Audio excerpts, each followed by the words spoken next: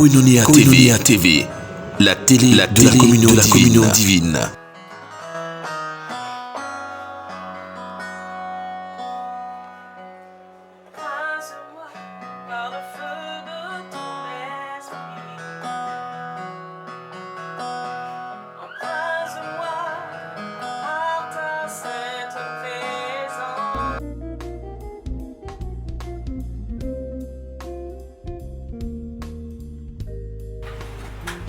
Shalom, shalom, shalom. Que la grâce du Seigneur soit sur toi, que la paix de Dieu soit ton partage. Nous parlons de la prière. Et aujourd'hui, avec la servante de Dieu, Tatiana Kwasi que je suis, nous parlons encore de la prière. Et pour parler de la prière, nous allons prendre nos Bibles dans le livre de Jean, le chapitre 15, à partir du verset 5. Et la Bible nous dit: Je suis le cep, vous êtes les sarments. Celui qui demeure en moi et en qui je demeure porte beaucoup de fruits, car sans moi, vous ne pouvez rien faire. Ici, c'est Jésus qui parlait et il a pris l'image d'une plante. Pour ceux qui aiment beaucoup le vin, il parle de la vigne. Donc, le cep, c'est le pied de vigne. Les sarments, ce sont les branches. Donc ici, Jésus est en train de dire que lui, il est le tronc. Ou bien on peut dire qu'il est la racine, qu'il est la source. Et que nous, en tant que ses enfants, en tant que ses disciples, nous sommes les branches. Et comme dans la nature, aucune branche ne peut porter de fruits si elle est tranchée, qu'elle est à terre, elle va sécher. Jésus est en train de dire que si vous n'êtes pas rattachés à moi et que moi je ne suis pas en vous, vous ne pouvez pas porter du fruit. C'est impossible. Si une branche tombe tout de suite, attendez quelques temps, après vous allez voir, la branche aura séché. Mais quand la branche est toujours connectée à sa source, c'est sûr que quand le temps va arriver, cette branche-là, à cause de cette connexion, sera capable de porter du fruit. Et aujourd'hui, je vais te parler de la prière en tant que demeurer dans le Seigneur et que le Seigneur demeure en toi. Que le Seigneur demeure en nous. La prière, c'est une communion, c'est une relation. C'est une, je ne sais pas comment l'exprimer, mais dans mon cœur, je vois ça comme une intimité, un partage avec le Seigneur. Comme il le dit dans le livre d'Apocalypse 3 au verset 20, il dit: Voici, je me tiens à la porte et je frappe. Si quelqu'un entend ma voix et qu'il l'ouvre, j'entrerai chez lui, je souperai avec lui et lui avec moi. La prière, c'est cette communion-là, à une heure tardive. Cette communion qui peut exister entre un homme et sa femme, ou quand personne n'est à côté, on entend des choses, ou ce sont des soupirs, c'est un partage, c'est un cœur à cœur, c'est cette même chose-là. C'est comme ça que je définis la prière.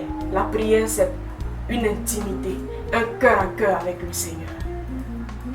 Et pour que tu puisses comprendre ce que c'est que la prière, en tant que demeurer dans le Seigneur, que le Seigneur demeure en toi, je veux te partager quelques points pour que tu saches que la prière est une chose importante. Si tu veux porter du fruit, si tu veux avancer, si tu veux aller loin, en profondeur et en hauteur dans la connaissance du Seigneur, la prière, premier point, n'est pas une option. La prière n'est pas une option. Quand je dis la prière n'est pas une option, ça veut dire quoi? Ça veut dire que je ne prie pas aujourd'hui quand j'en ai envie et demain quand je n'ai pas envie, je ne prie pas. La prière n'est pas une option, mais c'est un devoir. C'est un devoir d'amour que nous avons à l'égard de celui qui nous a sauvés. C'est un devoir d'amour et d'obéissance à l'égard de celui à qui nous devons notre vie. La prière n'est pas une option. C'est pourquoi dans le livre de Matthieu, au chapitre 6, quand le Seigneur est en train d'enseigner sur la prière, les disciples sont venus lui dire: non, enseigne-nous à prier. Parce qu'ils avaient remarqué que Jésus lui-même avait cette habitude de prier. Jésus avait l'habitude de se lever très tôt et d'avoir cette intimité avec le Père. Et ils ont remarqué ça, ils disent: enseigne-nous à prier. Et quand Jésus veut leur parler de la prière, il ne dit pas si vous priez, mais il leur dit quand vous priez. Quand vous priez, lorsque vous priez, vous allez le voir dans le livre de Matthieu, le chapitre 6, verset 5, verset 6, verset 7 et aussi verset 9, il dit quand vous priez. Si Jésus nous disait si vous priez, ça allait dire: ah, bon, c'est qu'aujourd'hui là en tout cas, bon, je peux avoir un temps de pause, demain je prie, après demain je ne prie pas, en tout cas bon, je ne sens pas, je n'ai pas envie de prier donc je ne prie pas. c'est pas comme ça. La prière n'est pas une option. Pour celui qui va avancer dans le Seigneur, la prière n'est pas une option, mais c'est un devoir auquel il doit s'appliquer chaque jour. Et le deuxième point dont je veux parler, parlant de la prière comme moyen de demeurer dans le Seigneur et que le Seigneur demeure en nous, c'est que sans prière, il n'y a pas d'exaucement. Vous savez, on peut s'asseoir et puis on va parler, on va dire, ah vraiment, moi j'ai tel souci, j'ai telle chose, j'ai telle chose. Et puis, parler de ça, ça ne veut pas dire que tu es en train de prier, non. Prier, c'est entrer dans la présence du Père Céleste, comme Jésus pouvait le dire, il dit, entre dans ta chambre et puis prie ton Père qui est dans le lieu secret. Donc, prier, sans la prière, tu ne peux pas avoir d'exaucement. Ce n'est pas possible. La première chose à faire pour être exaucé, c'est de prier. Présenter ton besoin à Dieu par la prière. Et la Bible même le dit, invoque-moi et je te répondrai. Et il dit encore dans les psaumes, psaume 34 et au psaume 103, il dit, quand le malheureux crie, le Seigneur entend et le délivre de ses détresses. Vous voyez, donc la prière, ce n'est pas une option, ce n'est pas non plus quelque chose qu'il faut faire comme ça. Et c'est le moyen par lequel Dieu exauce la prière. Et en troisième point, la prière nous donne la force face à la tentation. Si tu es souvent faible en face de la tentation, laisse-moi te dire, va checker un peu ta communion avec le Seigneur. Parce que Jésus, avant de partir, quand il était dans le jardin de Gethsémane et puis il a dit à ses disciples de prier, il a dit restez ici, moi je m'éloigne un peu pour prier.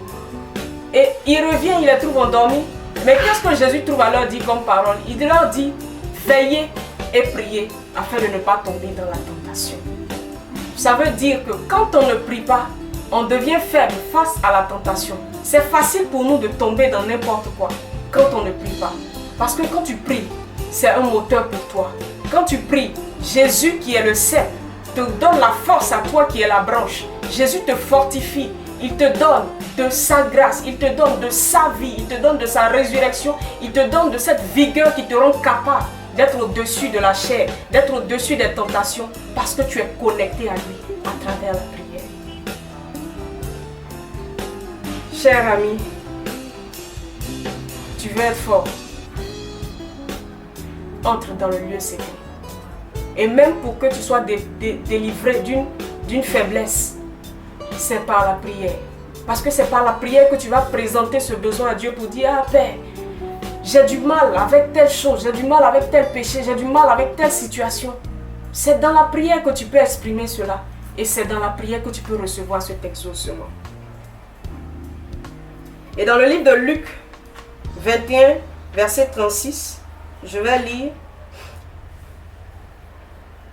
Il dit, c'est Jésus qui parlait encore, il dit, veillez donc et priez en tout temps, afin que vous ayez la force d'échapper à toutes ces choses qui arriveront et de paraître debout devant le Fils de l'homme. Donc tu vois, bien-aimé, si tu veux avoir la force de résister, la force pour triompher, la force pour tenir ferme, que le Seigneur puisse te trouver debout, ne néglige pas la prière. Ne néglige pas la prière. Parce que c'est une source de Dieu pour toi. C'est l'arme, selon moi, la plus puissante que le Seigneur nous a donnée. La prière. D'être capable d'ouvrir la bouche, de répandre nos cœurs devant lui et de dire, Père, interviens. Père, que ton règne vienne. Père, j'ai besoin de toi. C'est quand tu cries comme ça que le Seigneur est capable d'intervenir. C'est quand tu cries à lui parce qu'il entend ta voix qu'il est capable d'exaucer. Et la Bible même le dit, que tout ce que vous allez demander en priant, croyez que vous l'avez reçu, vous le verrez s'accomplir. Cher ami, ne crois pas que le fait de t'asseoir et de dire, ah, le Seigneur même sait que je traverse telle situation. Ce n'est pas la prière. Ce n'est pas du tout la prière. D'être en train d'informer Dieu. Seigneur, vraiment cette situation-là même, ça me fait mal. Ce n'est pas la prière. La prière, c'est d'appeler Dieu en toi. Appeler Dieu dans ton atmosphère, appeler Dieu dans ta vie, appeler le règne de Dieu à venir déraciner tout autre règne qui ne confesse pas son nom. Et je veux terminer avec ce quatrième point. La prière nous remplit de la paix et la joie de Dieu. Et on trouve cela dans le livre de Philippiens 4, du verset 6 au verset 7. Il dit, ne vous inquiétez de rien, mais en toute chose, faites connaître vos besoins à Dieu par des prières, des supplications, avec des actions de grâce. Et la paix de Dieu qui surpasse toute intelligence gardera vos cœurs et vos pensées en Christ. Tu veux que ton cœur soit gardé. Tu veux que le Seigneur soit le soutien de ton cœur. Laisse l'inquiétude. C'est facile à entendre, difficile à faire, mais apprends à le faire. Laisse l'inquiétude et laisse le Seigneur porter ton cœur en présentant devant lui tes soucis, en te déchargeant de tes fardeaux par la prière, en disant Père, je n'en peux plus. Quand tu n'as pas de force, qui peut venir à ton secours? Un homme ne peut pas t'aider, laisse-moi te le dire. Et la Bible même le dit dans le livre de Psaume 108. Il dit, secours-nous contre la détresse, car le secours de l'homme n'est que vanité. Seul le Seigneur peut te secourir, mais pour que cela soit possible, ne t'inquiète pas, décharge-toi. Dis-lui, Père, j'ai besoin de toi. Et la paix de Dieu gardera ton cœur et tes pensées en Christ. Et dans le livre de Psaume aussi, Psaume 34, le verset 5, dans certaines versions, le verset 6, la Bible dit, quand on tourne vers Dieu les regards, on est rayonnant de joie. Et notre visage n'est pas couvert de honte. Tu es fatigué de la honte, tu es fatigué d'être dans la tristesse, fatigué de l'amertume, fatigué de porter toutes ces charges. Décharge-toi sur ton Père à travers la prière. Que la grâce de Dieu soit ton partage. Que sa paix te comble. Apprends à exercer dans sa présence la prière. C'est un exercice spirituel. Apprends à le faire. Apprends à le faire. Et tu découvriras que ton cœur sera léger. Tu seras léger. Et Dieu commencera à te remplir. Parce que plus on s'approche du Seigneur, plus on lui ressemble. Que la grâce de Dieu soit ton partage. Que la paix de Dieu te comble. Et que le Saint-Esprit te donne la force et la vigueur pour entrer dans sa communion. Amen. Au nom de Jésus.